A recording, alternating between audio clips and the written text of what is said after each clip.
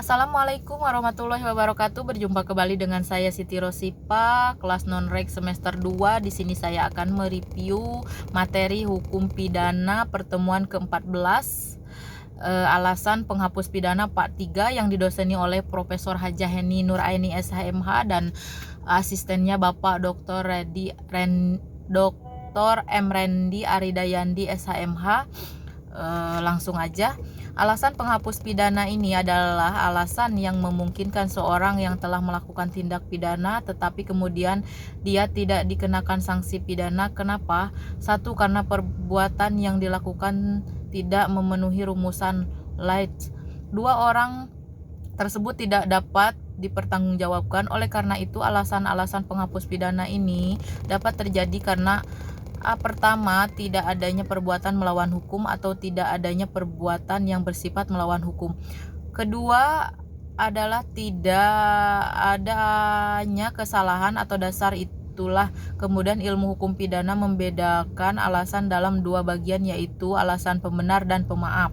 Alasan pembenar adalah alasan yang meniadakan sifat melawan hukumnya, artinya perbuatan yang dilakukan oleh pelaku itu bukan dibenarkan tetapi perbuatannya seolah-olah dibenarkan, sehingga tidak masuk dalam ajaran melawan hukum. Alasan ini kemudian dibenarkan terbagi menjadi 4 bagian. Alasan pembenar umum, daya paksa atau overmise pasal 48, bela paksa pasal 49, melaksanakan perintah jabatan pasal 51, melaksanakan perintah undang-undang pasal 50. Alasan pembenar khusus adalah terdiri dari dokter dan para saksi atau para wasit yang menghadiri perkelahian tanding. Kita tahu perkelahian tanding ini tidak boleh karena sudah dihapuskan oleh undang-undang, tapi kalau perkelahian tanding itu dengan alasan untuk olahraga itu diperbolehkan. Asas yang menyimpang namanya polu injulia, artinya pertandingan atau perang tanding. Perkelahian diperbolehkan asal ada wasit atau ada saksi dan ada dokternya. Ini bisa terjadi di dalam pertandingan yang seolah-olah seperti perkelahian, tetapi dalam kategori olahraga berikutnya, pencemaran demi kepentingan umum. Karena terpaksa pencemaran atau penistaan itu diatur dalam pasal 310 yang seterusnya dan seterusnya. Ini masuk dalam delik aduan. Orang bisa dibenarkan dia melakukan penistaan atau memang itu untuk kepentingan umum. Kalau untuk kepentingan pribadi tidak boleh. Apa yang dimaksud kepentingan umum? Contoh 1, seorang jurnalis menceritakan atau memberitakan mengenai satu kronologis yang menyangkut hak privasi seseorang. Itu tidak berarti dia mencemarkan nama baik atau dia menista atau memfitnah, tetapi dalam kapasitas dia memberikan informasi publik kepada seseorang. Contoh 2, seorang pejabat diduga melakukan korupsi kemudian ditangkap oleh KPK, kemudian diberitakan di berbagai macam media berita. Itu adalah pencemaran demi kepentingan umum. Contoh 3, dihina dengan keputusan hakim. Nah, yang seperti apa? Ada seorang pelaku kemudian dijatuhkan vonis oleh hakim selama 2 tahun penjara. Tidak berarti bahwa hakim itu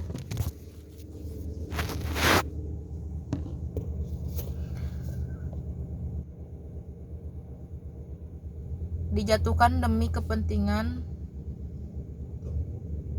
bahwa hakim itu sudah menghina yang bersangkutan dengan menjatuhkan vonis, tetapi vonis itu dijatuhkan demi untuk menegakkan keadilan dan kebenaran. Kemudian alasan pembenar ini juga ada yang diatur di luar undang-undang. Kalau yang tadi sebelumnya diatur dalam undang-undang. Kasus yang diatur di luar undang-undang: 1, ajaran melawan hukum dalam fungsi yang negatif, ares dokter hewan. Apa itu ares dokter hewan? Ini alasan pembenar di luar undang-undang. 2, kewenangan jabatan. Contoh 1, ada seorang apoteker atau seorang penyidik ilmiah. Misal seorang apoteker, dia memberikan obat berdasarkan resep dari dokter di mana obatnya itu mengandung narkotika atau absah, artinya dokter itu tidak melakukan perbuatan melawan hukum undang-undang narkotika karena dia dalam rangka memberikan itu sesuai dengan resep dokter untuk pengobatan dan kesehatan. Contoh kedua, penyelidikan ilmiah. Seorang calon mahasiswa kedokteran melakukan pembedahan mayat. Dia ingin tahu bagaimana jantung ada di mana, ginjal di mana. Ketika mayat itu dibedah, tidak berarti dia merusak organ tubuh atau mayat itu adalah alasan pembenar di luar undang-undang. Hukuman disiplin misalnya yang diterapkan oleh orang tua terhadap anak di dalam undang-undang perlindungan anak kan dikatakan bahwa setiap anak itu harus dilindungi. Tetapi kalau orang tua misalnya mencubit dan dalam kapasitas dia mendidik supaya anaknya tidak nakal, itu dibenarkan oleh hukum karena dalam rangka mendidik. Oleh karena itu tidak bisa si anak itu melaporkan kepada penyidik bahwa dia sudah dianiaya oleh orang tuanya. Alasan pemaaf, ada dua alasan pemaaf. Satu, alasan pemaaf umum didasarkan pada kualitas atau keadaan tertentu, misalnya tidak mampu bertanggung jawab yang diatur dalam pasal 44, tidak mampu bertanggung jawab sepenuhnya pasal 44 KUHP, seorang anak di bawah umur yang cacat jiwanya, anak yang kurang kuratil, yang idiot, yang tidak normal, ketika dia melakukan perbuatan melawan hukum maka itu dimaafkan oleh hukum. Jadi kesalahannya yang dimaafkan bukan perbuatan yang melawan hukum. Jadi perbuatan melawan hukumnya tetap ada, tetapi kesalahannya yang dihapuskan. Dalam daya paksa, dalam arti sempit bisa masuk alasan pembenar dan bisa masuk alasan pemaaf. Alasan pembenar adalah dalam arti khusus tadi, tetapi kalau alasan pemaafnya dalam arti yang sempit, bela paksa yang melampaui batas. Bela paksa itu diatur dalam pasal 49, kalau alasan pembenar pasal 49 ayat 1, tetapi alasan pemaafnya pasal 49 ayat 2. Perintah jabatan yang tidak sah. Alasan pemaaf khusus yaitu mempersiapkan dan memperlancar perbuatan ketatanegaraan. Satu, mempersiapkan dan memperlancar perubahan ketatanegaraan. Ketika seorang mau melakukan kampanye, tim sukses melakukan persiapan kampanye tidak berarti dalam kapasitas dia subversi, tetapi dalam rangka untuk mempersiapkan dan memperlancar perhubungan ketatanegaraan dalam rangka pilkada, pilpres, dan sebagainya. Pembujukan kembali yang gagal, locking. Tidak melaporkan kepada yang berwajib apabila ada orang ingin melakukan kejahatan. Perbuatan pencurian antar suami istri ini alasan pemaaf khusus karena tidak mungkin dalam satu keluarga ada suami istri yang saling mencuri. Kemudian ada alasan pemaaf di luar undang-undang. Kalau tidak ada kesalahan sama sekali, artinya kekeliruan, ada dua, yaitu mistik atau error dan alasan pidana putar. Apa yang dimaksud daya paksa overmise bisa masuk alasan pembenar dan bisa juga masuk alasan pemaaf yang khusus. Bela paksa ini atau daya paksa ini atau overmise diatur dalam pasal 48. Syaratnya atau pengertiannya, daya paksa itu artinya setiap kekuatan atau setiap paksaan atau setiap tekanan yang tidak dapat ditahan, itu namanya daya paksa. Jadi kalau kita mendapatkan tekanan atau ancaman atau paksaan yang kita sendiri tidak bisa melawan, maka itu masuk daya paksa. Daya paksa dibagi dua. Satu, ada daya paksa absolut atau absolutal, di mana daya paksa yang sama sekali tidak dapat ditahan baik secara fisik maupun psikis. Contoh adalah bencana alam atau wabah. Dua, daya paksa relatif atau psikompulsiva. Artinya daya paksa itu masih dapat ditahan, tetapi kita tidak mampu untuk melakukannya. Contoh, ketika orang mau dijamret, itu tidak mungkin orang tersebut pasrah begitu aja. Tentunya orang tersebut mempertahankan tas yang mau dijamret itu. Dan orang itu memberontak, dan kebetulan si perampok itu terkena tendangan, maka menendangnya itu dalam kapasitas terpaksa orang itu melakukan. Daya paksa ini dibagi menjadi 3 bentuk. Satu, pertentangan antara dua kepentingan hukum. Contoh kasus Carneades yang sangat terkenal sekali. Seorang sarjana hukum harus tahu ada seorang Yunani namanya Carneades. Kemudian dia ini sedang berada di kapal yang kemudian kapalnya pecah di tengah laut, sehingga Carneades ini berenang dan dia menyelamatkan diri. Ketika sedang berenang, dia melihat ada seseorang sesama penumpang dari kapal tersebut sedang ada di atas sebilah balok. Kemudian Carneades ingin naik di situ karena dia sudah tak mampu berenang lagi, tetapi balok ini hanya mampu dinaiki oleh satu orang, sehingga terjadilah perkelahian dan perebutan. Dan Carneades berhasil merebut balok tersebut, sehingga dia akhirnya bisa menaiki balok ke darat tanpa berenang. Sementara orang yang awal berada di balok tersebut, dia harus berenang, dan sesampainya di daratan dia melapor bahwa dia nyaris dibunuh oleh Carneades. Peradilan tingkat pertama dihukum pidana, tetapi pada tingkat kasasi Carneades dibebaskan dasar pertimbangan hakimnya karena ada pertentangan antara dua kepentingan hukum, yaitu satu, kepentingan umum. Yang pertama adalah setiap orang wajib melindungi dirinya sendiri atau orang lain. Jadi yang pertama harus melindungi dirinya sendiri dulu. Pilihannya kepentingan umum menyelamatkan diri sendiri atau kepentingan umum menyelamatkan orang lain. Dalam posisi seperti ini, orang yang memiliki logika pasti menyelamatkan diri sendiri dulu, kecuali kalau orang itu yang ada di atas balok, misalnya orang tua atau anggota keluarga. Tetapi ini orang lain, sehingga di sini Carneades dibenarkan. Inilah yang terkenal Are Carneades. 2, pertanggungan antara kepentingan hukum dengan kewajiban hukum.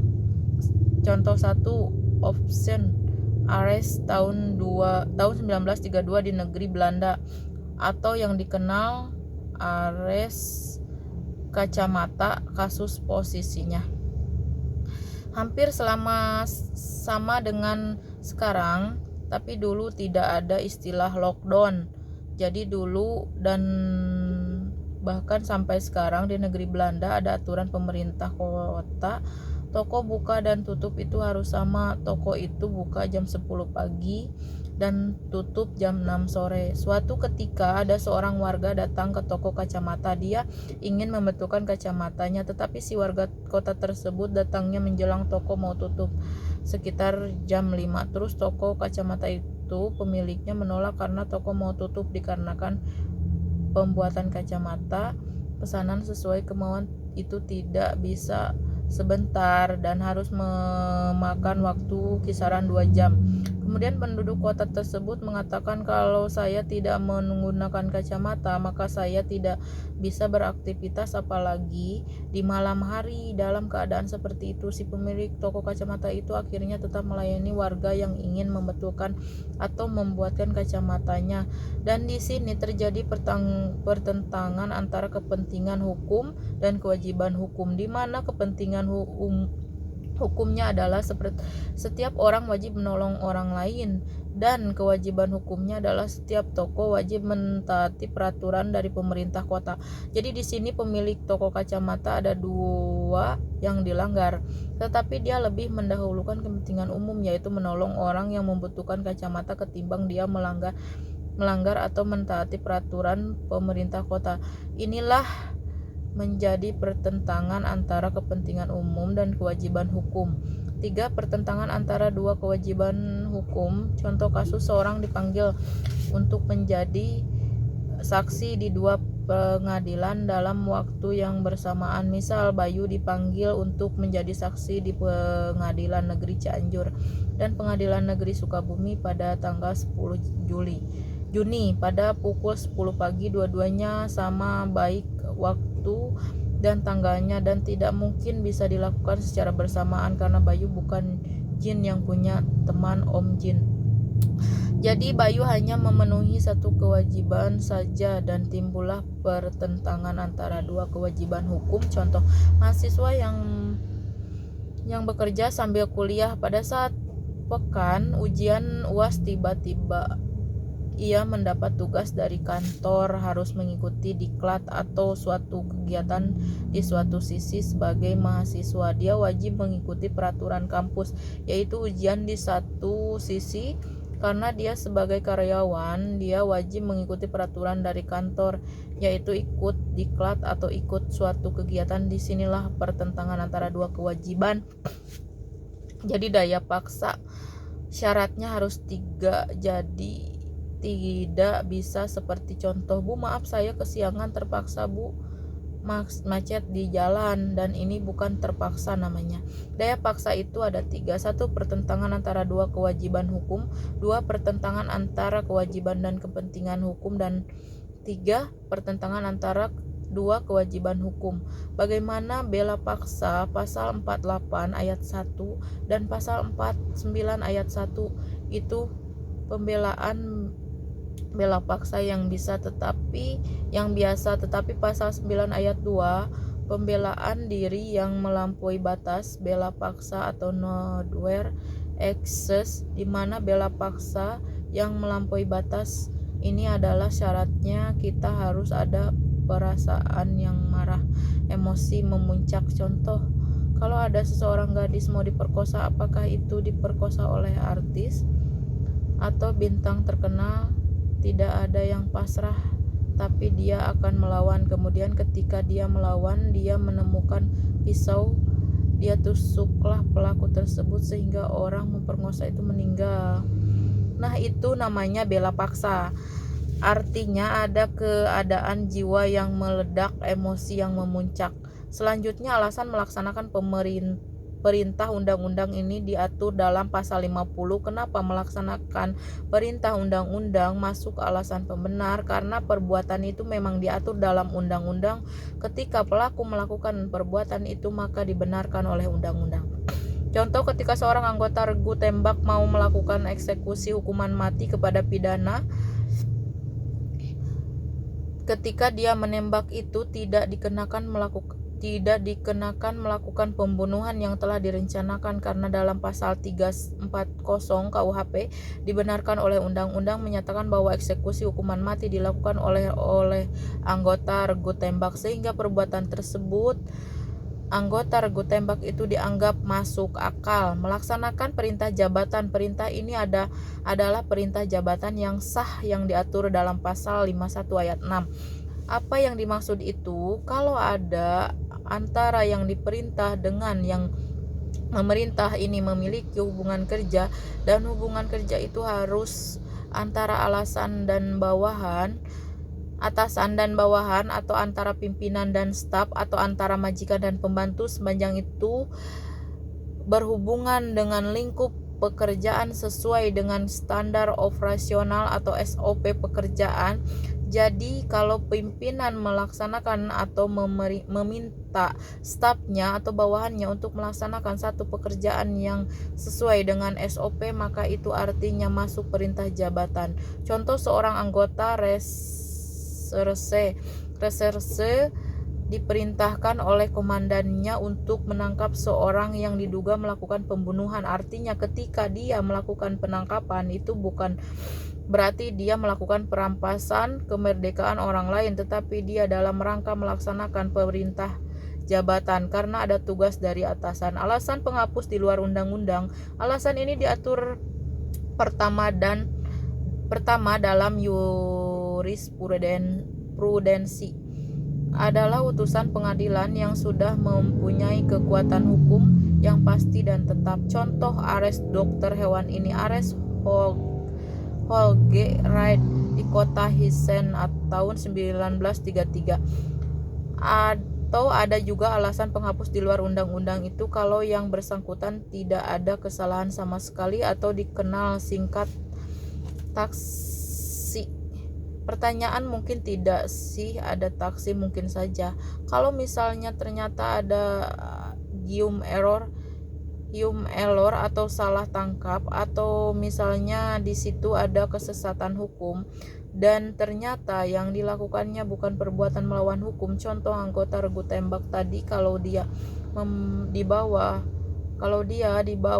dibawa ke pengadilan, kemudian dia didakwa oleh keluarga yang dieksekusi tadi, pasti putusan pelaku yang mengeksekusi itu adalah taksi. Tidak ada kesalahan sama sekali karena dia tidak ada kehendak untuk melakukan pembunuhan, melainkan melaksanakan perintah undang-undang dan perintah jabatan. Terakhir adalah kalau itu menggunakan alasan pembenar, hukuman disiplin itu apa? Hukuman yang diterapkan kepada seseorang yang ada hubungan dalam rangka untuk membentuk disiplin. Contoh, kalau orang tua tadi melempar anak bukan berarti penganiayaan, tetapi dalam rangka mendidik. Contoh lain, guru menyuruh push up karena muridnya bandel. Dosen mengeluarkan mahasiswa yang tidak mau mendengarkan kuliah. Kalau mahasiswa tersebut membayar uang kuliah lunas, tapi dosen memiliki hak mengeluarkan mahasiswa tersebut karena tidak mendengarkan dosen atau mengganggu ketertiban di kelas. Ini adalah alasan pembenar di luar undang-undang. Inilah alasan-alasan penghapus pidana. Jadi kesimpulannya ada dua alasan penghapus pidana, yaitu alasan pembenar dan alasan pemaaf. Sekian dan terima kasih. Mohon maaf bila banyak pengucapan atau perkataan yang salah. Billahi taufik wal hidayah. Wassalamualaikum warahmatullahi wabarakatuh.